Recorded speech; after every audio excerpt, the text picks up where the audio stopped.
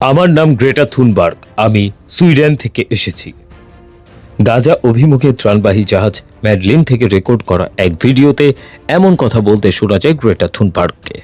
ওই ভিডিওতে গ্রেটা আরও বলেছেন, আন্তর্জাতিক জলসীমায় আমাদেরকে আটকে রাখা হয়েছে। দখলদার ইসরায়েলি বাহিনী কিংবা ইসরায়েলকে সমর্থন জানানো বাহিনী আমাদের অপহরণ করেছে। আন্তর্জাতিক অলাভজনক সংস্থা ফ্রিডম ফ্লোটিলা কোয়ালিশন পরিচালিত গাজা অভিমুখে ত্রাণবাহী জাহাজ ম্যাডলিনে রয়েছেন সুইডেনের পরিবেশ বিষয়ক আন্দোলনকর্মী গ্রেটা থুনবার্গ। ম্যাডলিন জাহাজটি গাজার উপকূলে ফিরতে দেয়নি ইসরায়েল। দেশটির বাহিনী জাহাজটিকে দখলে নিয়েছে। আন্তর্জাতিক জলসীমা থেকে জাহাজটিকে ইসরায়েলের আশদাদ বন্দরে নিয়ে যাওয়া হচ্ছে। জাহাজটি ইসরায়েলি বাহিনী দখলে নেয়ার প্রাক্কালে আন্তর্জাতিক সহায়তা চেয়ে ওই ভিডিও বার্তা দেন গ্রেটা থুনবার্গ। যদিও সম্ভাব্য পরিস্থিতি বিবেচনায় ভিডিওটি আগে থেকে রেকর্ড করা হয়েছিল। জাহাজটি থেকে দেওয়া ভিডিও বার্তায় গ্রেটা থুনবার্গ বলেন, আমি আমার সব বন্ধু, পরিবার ও সহকর্মীদের অনুরোধ করছি তারা যেন আমাকে এবং অন্যান্যদের যত তাড়াতাড়ি সম্ভব মুক্তির ব্যবস্থা করার জন্য সুইডিশ সরকারের উপর চাপ সৃষ্টি করেন। ফিলিস্তিনের অসহায় মানুষদের জন্য আন্তর্জাতিক একাত্মতার বার্তা দিতেই এগিয়ে আসা গ্রেটা থুনবার্গ ও তার দলকে আটক করেছে ইসরায়েল। স্থানীয় সময় রোববার মধ্যরাতে গাজা থেকে প্রায় 185 কিলোমিটার দূরে আন্তর্জাতিক জলসীমায় জাহাজটিকে আটকে দেয় ইসরায়েলের নৌবাহিনী। পরে মানবাধিকার কর্মীসহ জাহাজটিকে ইসরায়েলের বন্দরে নিয়ে যাওয়া হয়। গত 2 মার্চ থেকে গাজায় ত্রাণ প্রবেশ পুরোপুরি বন্ধ করে দেয় ইসরায়েল। এমন অবস্থায় অনাহারে ভুগে বেশ অনেক শিশুই মারা যায়।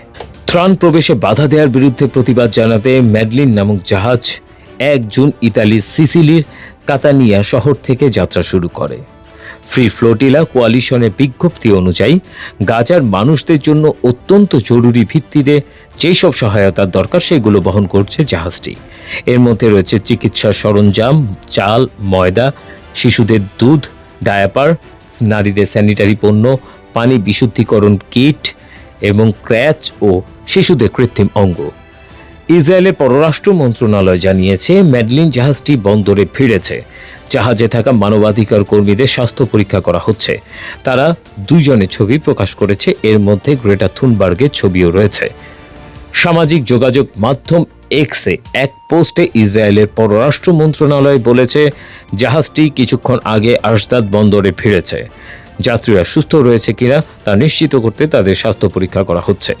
ম্যাডলিন জাহাজে মোট 12 জন মানবাধিকার কর্মী ছিলেন। তারা হলেন সুইডেনের পরিবেশ বিষয়ক আন্দোলন কর্মী গ্রেটা থুনবার্গ, ফিলিস্তিনি বংশোদ্ভূত ফরাসি নাগরিক ও ইউরোপীয় পার্লামেন্টের সদস্য রিমা হাসান, জার্মানির ইয়াসেমিন আচার, ফ্রান্সের ব্যাপ্তিস্তো আন্দ্রে, ব্রাজিলের থিয়াগে আভিলা, ফ্রান্সের ওমর ফায়াদ, পাসকাল মৌরিয়েরাস, ইয়াসিন মোহাম্মদি, তুরস্কের সুলাইব ওর্দু, স্পেনের সার্জিও তোরিবিও, নেদারল্যান্ডসের মার্কো ফন এবং ফ্রান্সের রিভাভিয়া। হামাস নিয়ন্ত্রিত গাজায় স্বাস্থ্য মন্ত্রণালয়ের তথ্য অনুসারে 2023 সালের অক্টোবর থেকে ইসরায়েলি অভিযান শুরু হওয়ার পর থেকে এখন পর্যন্ত 54,000-এরও বেশি ফিলিস্তিনি নিহত হয়েছেন। এই ভয়াবহ মানবিক সংকট এবং অপরাধের বিরুদ্ধে আন্তর্জাতিক একাত্মতার বার্তা দিতেই এগিয়ে এসেছেন গ্রেটা থুনবার্গ ও তার দল।